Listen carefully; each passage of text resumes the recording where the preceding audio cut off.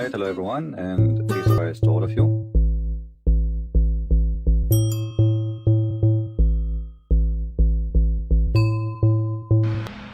Adam dan Siti Hawa yang mendengarkan bisikan setan. Mereka tidak patuh pada firman karena mereka memakan buah yang dilarang oleh Allah.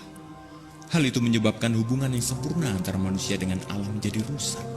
Mereka mencoba menutupi diri mereka dengan dedaunan untuk menutupi rasa malu mereka. Tetapi Allah tidak berkenan dengan cara mereka. Allah justru menutupi mereka dengan pakaian yang terbuat dari kulit hewan. Allah sendiri yang telah membuat kurban hewan untuk menutupi rasa malu manusia itu.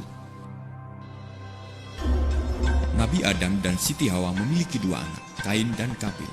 Kain memberikan persembahan kepada Allah dari hasil panen, sedangkan Kabil mempersembahkan kurban hewan, sebuah persembahan darah. Allah menerima korban persembahan Kabil tetapi menolak persembahan Kain. Mengapa demikian? Karena dosa menuntut kematian, yaitu memisahkan kita dari Allah dan harus dibayar dengan nyawa. Dalam iri hati, Kain membunuh Kabil dan membawa sebagian besar keturunannya ke jalan kegelapan. Ratusan tahun kemudian, segala hal menjadi sangat buruk hingga Allah mengatakan bahwa tidak seorang pun di bumi layak untuk hidup, kecuali Nabi Nuh dan keluarganya. Allah memanggil Nabi Nuh untuk membangun sebuah perahu yang sangat besar dan sambil mengerjakan ia menyampaikan pesan ini. Penghakiman atas dosa akan tiba dan hanya ada satu cara untuk melepaskan diri dan menerima pengampunan Allah, yaitu masuk ke dalam bahtera. Mereka tertawa dan memperolok Nuh hingga akhirnya turun hujan dan muncullah air dari dalam tanah. Di saat orang-orang tidak siap, tidak sadar, tertawa dan tidur. Banjir itu membunuh setiap orang dan hewan dan dunia musnah karena dosa mereka. Hanya Nabi Nuh, keluarganya dan hewan-hewan yang dibawa Allah ke dalam bahtera saja yang diselamatkan. Kemudian datanglah Nabi Ibrahim, bapak orang beriman. Allah menyuruhnya untuk membawa anaknya ke sebuah gunung untuk dikorbankan. Sebenarnya Nabi Ibrahim merasa berat dengan perintah Allah ini, tetapi dia mematuhi perintah Allah. Dia membuktikan imannya. Tapi di saat Nabi Ibrahim hendak mengorbankan anaknya, Allah menghentikannya dan Allah menyediakan seekor hewan untuk menggantikan anaknya. Hewan itu menggantikan anak Nabi Ibrahim, darah ganti darah, hidup ganti hidup. 400 tahun berlalu dan Allah mengutus Nabi Musa untuk memimpin bangsa Israel keluar dari Mesir. Fir'aun Raja Mesir tidak menyukai hal ini sehingga Allah menghukumnya dengan 10 malapetaka. Di dalam malapetaka terakhir, Allah mengutus malaikat kematian untuk membunuh anak pertama dari setiap keluarga, kecuali orang-orang yang diperintahkan untuk mengorbankan seekor domba yang tak bercela dan menorehkan darahnya di ambang pintu rumah.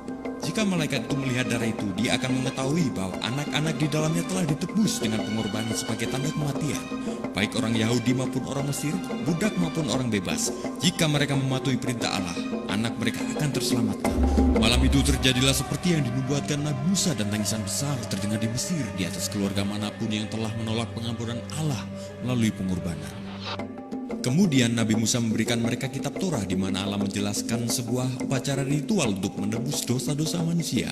Sang pelaku membawa hewan persembahan kepada kepala agama, meletakkan tangannya di atas kepala hewan itu menyimbolkan dosa dan rasa malunya melalui hewan itu. Kemudian hewan itu dikorbankan, darahnya ditumpahkan, dosa orang tersebut diampuni. Raja Daud dan para nabi mengikuti aturan kitab Torah yang diberikan oleh Nabi Musa. Tetapi mereka bertanya-tanya, bisakah darah hewan itu benar-benar menebus dosa manusia? Atau itu mengacu pada simbol-simbol masa depan? Daud meramalkan sebuah kedatangan seorang raja yang akan menyelamatkan umat manusia. Dia akan memimpin umat manusia dengan penuh kuasa, namun dengan kerendahan hati dan penuh kasih. Raja yang dijanjikan itu tidak punya kesalahan, tetapi dia akan menderita dan mati, menjadi korban bagi dosa-dosa manusia. Dia akan menjadi korban yang agung. Nabi Isa dilahirkan di sebuah kandang karena tidak seorang pun yang menyediakan kamar untuk dia. Dia lahir dari seorang perawan tanpa hubungan dari seorang laki-laki dan hidup suci. Dia masih keturunan Raja Daud. Para penggembala Palestina yang miskin dan orang-orang bijak yang kaya dari timur datang untuk menghormati anak itu dan bersaksi bahwa dia memang Sang Al-Masih, Sang Mesias. Dan Nabi Isa mengajarkan kasih, kejujuran, kedamaian, dan kerendahan hati. Dia adalah tukang kayu, tapi seorang filsuf yang pintar. Dia menghina kaum religius munafik yang peduli dengan ritual ketimbang mencintai Allah. Tapi dia dicintai oleh orang-orang miskin dan dia menyembuhkan orang-orang tuli, buta, cacat, dan kerasukan setan. Dia bahkan membangkitkan orang yang sudah mati. Seorang yang tanpa rumah, pengajar yang mengembara, panggilan revolusioner kepada kekasih Allah untuk hidup sepenuhnya, bebas dari dosa, di dalam kekuatan, di dalam kemurnian, di dalam kasih. Nabi Isa bahkan memanggil Allah Bapanya untuk menunjukkan umat manusia bahwa Sang Maha Kuasa mencintai engkau seperti ayah. Allah ingin menghubungkan manusia sebagai anak-anaknya, tetapi ada masalah di situ. Mereka masih penuh dosa dan Allah itu suci. Dosa manusia dimulai dari Adam, telah memisahkan manusia dari Allah mereka, dan Sang Mesias mengetahui apa yang harus dilakukan untuk membawa mereka kembali. Yohanes Pembaptis meramalkan kedatangan Isa dan berkata, "Lihat domba Allah yang mengambil dosa-dosa dunia." Isa adalah Sang Mesias yang terpilih untuk menjadi korban persembahan terbesar, belum pernah berdosa. Dia suci, murni, tanpa celah dan layak menebus dosa. Yang tidak bersalah menggantikan yang bersalah, yang suci menggantikan orang berdosa. Dia melakukan ini untuk Bapanya, untuk menebus dosa umat manusia, untuk membebaskan mereka dari perbudakan mereka akan dosa, dan untuk mengembalikan kepada mereka apa yang telah hilang dari Adam, hubungan yang sempurna dengan Allah. Nabi Isa mati di kayu salib bukan karena orang-orang Yahudi maupun orang-orang Romawi, tapi oleh tangan Allah Bapanya. Allah mengorbankan Isa untuk menggenapi apa yang tertulis oleh para nabi, untuk menjadi domba Allah yang mengambil dosa dunia, Anda dan saya. Tapi Dia tidak berhenti di sana.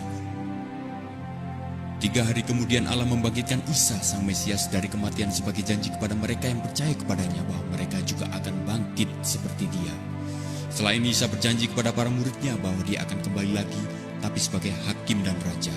Sang Mesias adalah hadiah Allah kepada manusia, bahwa mereka tidak akan mati di dalam dosa mereka dan terpisah dari Allah, tapi dengan menerima pengorbanannya mereka dapat kembali pada hubungan yang sempurna dengan Allah. Tapi seperti hadiah lainnya, hadiah itu tidak akan menjadi milik Anda hingga Anda menerimanya. Upah dosa adalah kematian, tapi hadiah dari Allah adalah hidup abadi di dalam Yesus Kristus, Tuhan kita. Kedahsyatan kasih-Mu ya Tuhan, melampaui segala akal kami, lebih tinggi dari segala yang ada. Itu sebabnya kami percaya kedahsyatan kasih-Mu akan tetap tinggal dalam hidup kami sampai selama-lamanya. Tidak akan pernah berubah dan tidak akan pernah tergoyahkan oleh apapun juga dalam hidup kami. Haleluya!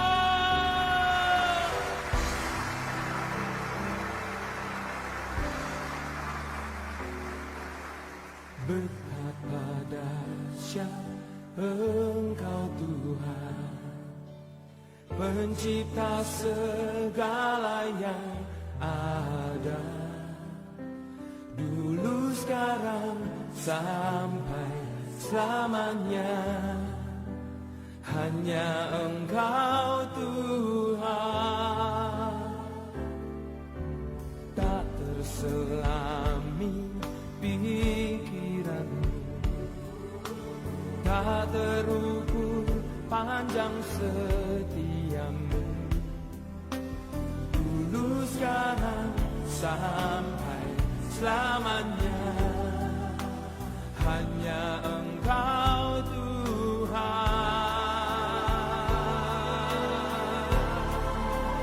Ku sembah Engkau Yesus, hanya Engkau Allah di hidupku. Tiada yang lain, hanya Engkau Tuhan selamanya. Kau tetap Allah walau dunia semua bergoncang, tak tergoyahkan. Kau tetap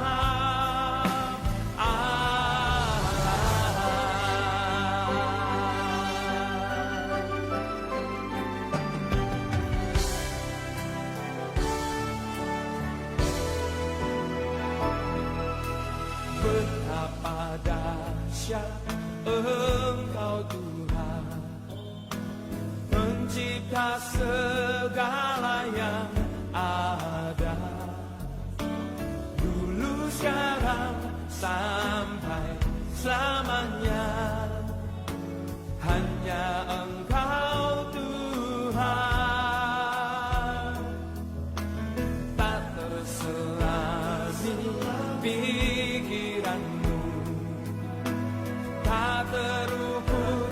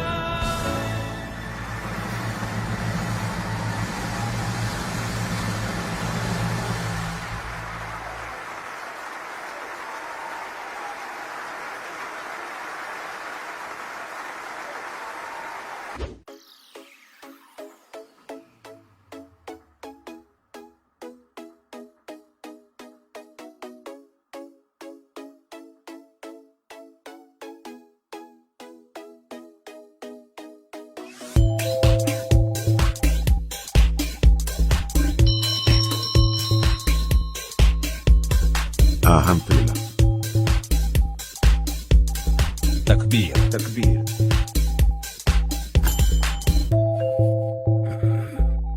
True story. Thank you very much. Christ is Lord. Islam is false.